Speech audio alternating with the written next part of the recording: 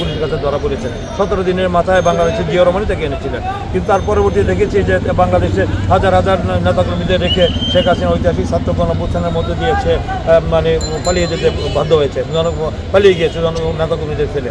সেটা তো আমরা দেখেছি যে 800 বছর আগে আমাদের লক্ষণ সেন পিছনে দরজা দিকে পালিয়ে গিয়েছিল, এবার শেখ হাসিনা পালিয়ে গেল মানে বাংলাদেশ থেকে। তো এই যে তার মানে পালানো প্রবৃত্তি, কারণ দেশপ্রেমের পরীক্ষায় তিনি তো মানে কোনো জিরো পেয়েছেন। তারা বলছেন যে তিনি তার কোনো লোভ লালসা মোহ নেই, তিনি জনগণের জন্য জীবন বিলিয়ে দিবেন, কিন্তু তার অ্যাকাউন্টে পাওয়া যায় 832 কোটি স্বর্ণ।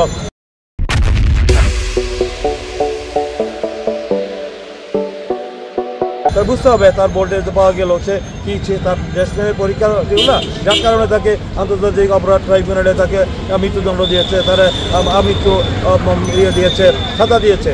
তো এই যে অবস্থার সৃষ্টি হয়েছে, এটার জন্য তো মানে এটা তো আমাদের সরকার না, এটা তো ইন্টারিম অন্তর্বর্তীকালীন সরকার। এটা আমাদের এই ঐতিহাসিক ছাত্র গণঅভ্যুত্থানের মধ্যে ডক্টর মোহাম্মদ ইউনূস সরকারের এই যে আইনজীবী তো ওরাই তো করে দিয়ে গেছিলো, এই যারা বিচারপতি ওনাদের আমলেই করা, তারাই তো সাজা দিয়েছে। তার মানে তার ঘটনা সত্য, যারা করেছে আমরা আইনের প্রতি শ্রদ্ধা জানাই যে তারা করেছে। বেগম খালেদা জিয়ার বিরুদ্ধে তো এই ধরনের অভিযোগ সম্পূর্ণ ভিত্তিহীন, যেগুলো সব প্রমাণ হয়েছে, সেগুলো সব সাজানো পাতানো নির্লক্ষার আমাদের ছিল, মামলা ছিল, গাইবি মামলা ছিল। এই যারা তার বিরুদ্ধে যে 36টি মামলা একটিও তো প্রমাণ করতে পারেনি, সবগুলো তো হলো ফেক মামলা, ভুয়া মামলা। তো সেগুলো তো প্রমাণিত, আদালত থেকে প্রমাণিত। তাই আজকে বেগম খালেদা জিয়ার সাথে শেখ হাসিনার কোনো তুলনা হতে পারে না। বেগম খালেদা জিয়ার সাথে আকাশ পাতাল তফাৎ।